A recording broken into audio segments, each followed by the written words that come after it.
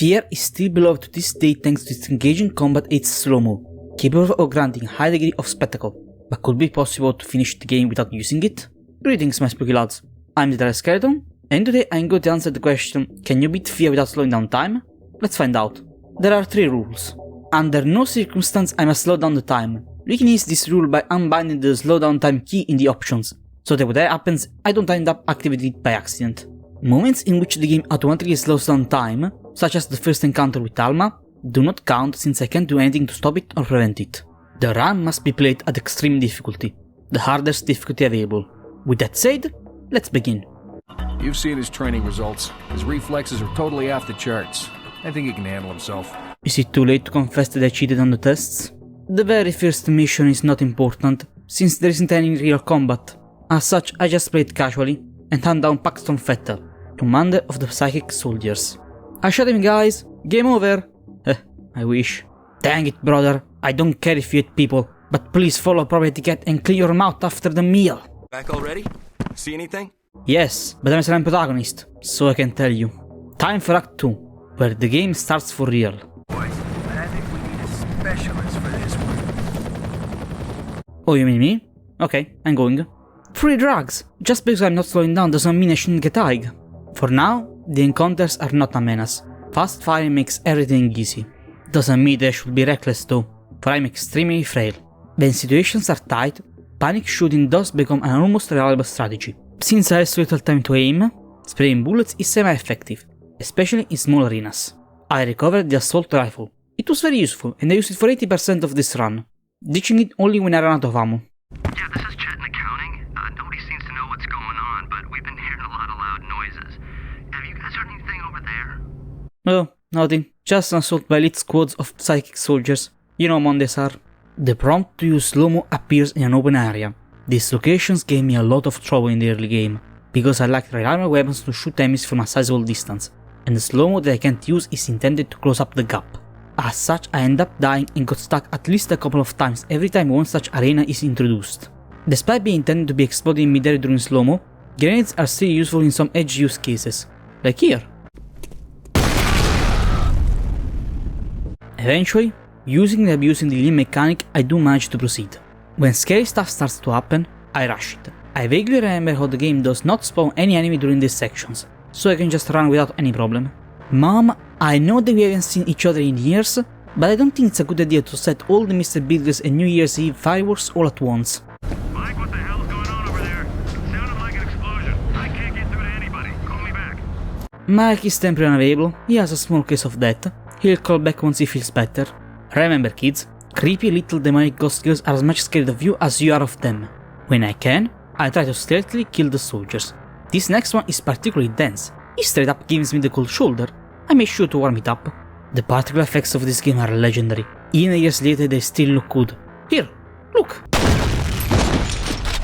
I had completely forgot that those things could actually hurt. I let off my stupidity.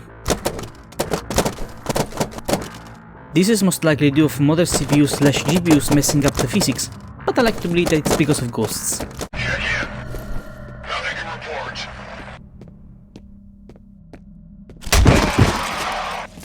Say nothing to report, please. I've just fallen over. Sometimes the only reliable strategy is to cover, lean and wait to bait every soldier one by one. As soon as I find it, I drop the pistols for the shotgun. My gear for now is this, the SMG and the assault rifle. After almost soft-locking myself with a grenade and a bad quick save, I progress. You know, I'm really appreciating this run. The spectacle hits double when you have to absorb, elaborate and react to the information in a very short amount of time. That was a weirdly satisfying plop. The armored ground and the forces slowdown caught me by surprise, and I end up dead. Reloading, I take up the heavy stuff, but it's not enough. What a fool! The shotgun! I also placed some mine that I found earlier. The combination ended up being the winning one. Dropping the SMG, it's time for the nail gun. Very strong, but the ammo for it is rare early on. I get ambushed. It's a problematic situation since I'm surrounded on 3 fronts and have only a box for defense. I fight, until a door opener, an enemy which the only function is opening a previously locked door, finally busts in and allows me to progress. Apart from being amazed on how the head of a soldier popped off, I progressed without too many shakeups. I found the ACP rifle, its scope makes it a valuable weapon in fights around open arenas. Moving on, past even more encounters and another ambush. Pro tip, don't use explosive barrels as cover. I get really close to F.E.A.R, but he escapes, leaving me to deal with his goons. Once they are dead, it's time to get back on the hunt. Man, I live for this shit. Not for long, I'm afraid. Once cleared the roof, I start to get inside. Where are proper safety equipment? Please, when I'm around, no equipment is safe enough. This is a part where I got weirdly stuck on. The geometry plus the grenades of the soldiers made me die a lot and experience tons of death messages. Press an assigned key to slow down time. Damn, if only there was an assigned key I could click. Dang it, I get it. Dang it, I get it. Ah, come on. Yeah. Wait, what? What? Eventually, I do manage to move on, and was able to enter the building proper. Inside, I face off the Spec Ops. They are fast and can turn invisible, but they can only attack in melee. As such, a good shotgun blast can take them out easily. A tip, the flashlight can make them slightly more visible. While it does not show them, it does make the distortion of the area provoked by their stealth suits more clear, revealing their presence. Well, here is Norton Mapes, the engineer who aids us in reaching the server and deactivate the blocking security gates, if I do it fail for him beforehand. Totally trustworthy guy, I'm told. So, I do the task and... big twist, the guy has run off. After rebooting the server myself and dealing with the incoming attack, I meet up with the squad. There was a lot of anger in this room. Not just anger, but also repulsion, frustration, unsatisfaction, disgust, grief, apprehension. Anyway, a twist for the twist. He hasn't run off, he has been captured. After dealing with his captors, a twist for the twist of the twist. It's a completely different guy. His name is Aldous Bishop. I must bring the demolition team so that they can deactivate the bombs. After facing a gauntlet of enemies, the demolition squad arrives, and I bring them to the hostage, which now I must escort to the roof so that he can be extracted. But the fire alarm gets on, causing the elevators to be blocked. I must go and shut it down. Never noticed this subtle hint on who might have activated it. And of course, once deactivated, I get cut out from the rest of the group and have to find an alternative route. You know, this pit full of bodies is not very deep. I could easily fall in and survive, but there is a death trigger because there are no stairs to get back up. Yes, I'm well aware that I am. Thanks for noticing. Sometimes a little bit too literally. Fire and rescue giving up on Jankowski. Hoping he just banged his head really hard and he's wandering around the harbor with amnesia. I'm sure he's fine. This is not Dark Souls, mate. You don't gain invincibility frames while rolling. I don't reach the helicopter in time and got cut off again. They're under attack by the ATC security, who has managed to down Bishop. I'm alone again and must get back on the mission. Advancing, I fall down and must find a way to get back up. I'm going to skip most of this section since there isn't anything interesting. Human bones are organic. They must be disposed in the appropriate bin, not just thrown away randomly. And of course my colleague Jankowski is dead. Sorry mate, you were character development from the start. After a quick fight with an armored soldier, I use the elevator. I tried to use the grenade to deal with the enemies, but it bounced off and hit me instead. Well, look who I have found. I had to override the lockdown, another ability objective so that you can scurry away, say no more. At this point most of the fights are pretty easy. I am armed to the teeth and shooting while leaning is the optimal strategy. Sure, I may die sometimes, but victory is not hard to achieve. I almost did get stuck by a stupid chair, but still. And of course Mapes runs away, and once I find him later, he activates the security turrets, momentarily killing me. The turrets are annoying, but ultimately not a big threat, since every time they appear, there is a slight delay from when they spawn to when they attack, giving me enough time to find cover. If you're wondering, no, you can't shoot blocks from the other side. I tried. Too bad I can't reach him. To be fair to the turrets, I do get ambushed by two of them and end up dead. Then again, to survive I just needed to get inside a lab, so I just have to not let panic take a hold of me. Anyhow, I face a mech for the first time. It's tough, but the nail gun plus a grenade are enough to down it, which could have been saved for later if I explored a bit and got the rocket launcher instead. Ah, screw it, victory is victory. I find the railgun, another great weapon for long distance fights. Later on, I get in a turret section. This made me think, turret sections have a bad reputation. Despite their large usage, No one seems to have figured out how to make them fun. What do you think will be necessary to fix them? I would like to know. In any case, I got jump scared by a turret, but it's broken. Game, please, let me have this weapon. It's so strong. No? Okay. Damn it, Paxtel, stop using your brain magic and face me. I witnessed a fight between the security and the psychic soldiers. I just let them guide each other. After all, the encounters are easier if half of your opponents are already dead.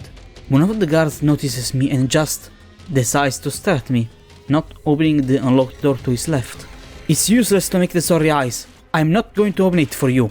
Eventually, I got bored and decided to just fight the other soldiers myself. Continuing on with the game, looks like someone wants to move from creating psychic soldiers and ghosts to game development, so to make a simulation of fighting psychic soldiers and ghosts. Considering the current status of everything, I can't really blame it. Who let the wolves eat meatballs with tomato sauce again? It doesn't have hands, it can kill itself. Progressing, and after dealing with a frustrating encounter due to the racing dust that blocked my view, I found another hostage. Alice Wade. Ma'am, where are your shoes? And why your nips are so pronounced? You know what? Don't answer. I understand. You're too warm and the condition is on max. I get it. Anyway, I must escort her to the roof.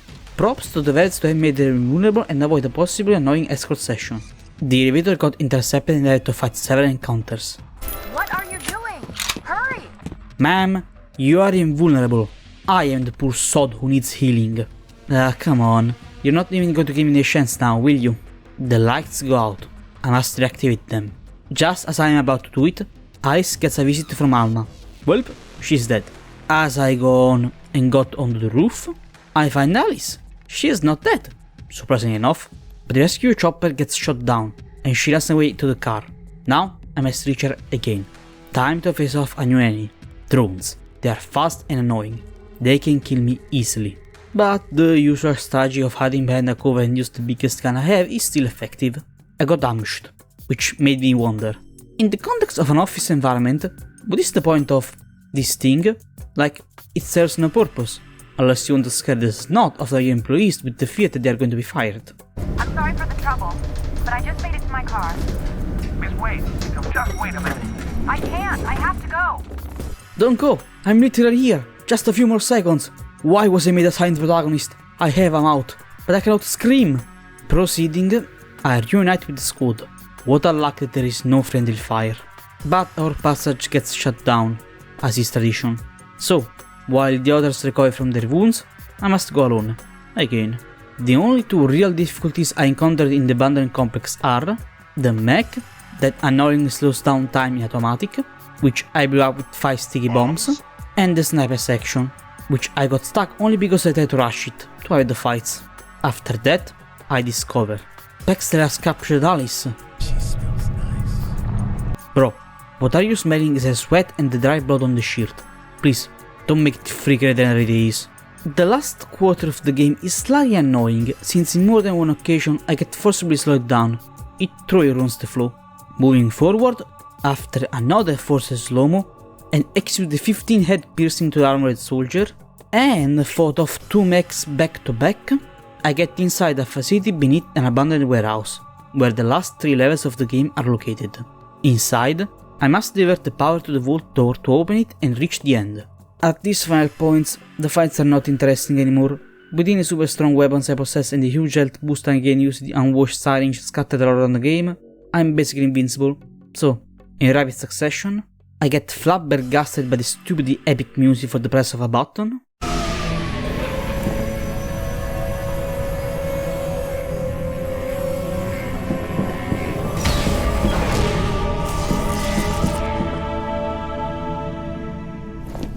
Divert the last power line to the door, fight off the last batch of drones, get inside the vault, face off the ghosts, forcibly slowed down, made a new eye socket for Vettel, witnessed a full compressed air transfusion, faced off more ghosts, destroyed the 4 energy cells, which activated the self-destruction mechanism, escaped the vault, faced off the last gauntlets of ghosts, the last one being the most interesting since the game doesn't automatically slow down the time here, shot Alma a bit, escaped, got out, and got overwhelmed by the explosion. Finished the game without ever, willingly, slowing down time. The end. Well, for now. This was much more manageable than expected. Sure, I did basically transform the game into a cover shooter, but I did not imagine how smooth it could be. I wonder if the expansions are harder? If you lads are interested, I may do a video for both of them, let me know. Oh, if you're wondering about the new series, don't worry, it's coming. Had an incident, use the dedicated community post for more info. Until then, thanks for watching my spooky lads. If you enjoyed the video, please remember to like, subscribe, and all that good jazz. See you next time.